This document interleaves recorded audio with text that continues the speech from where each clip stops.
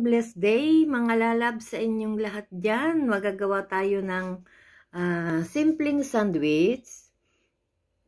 Ayan. Siyempre mayroon tayong buns. And then, ako'y gumawa ng, yung ginawa ko nung isang araw na banana ukoy. Ginawa ko siyang burger.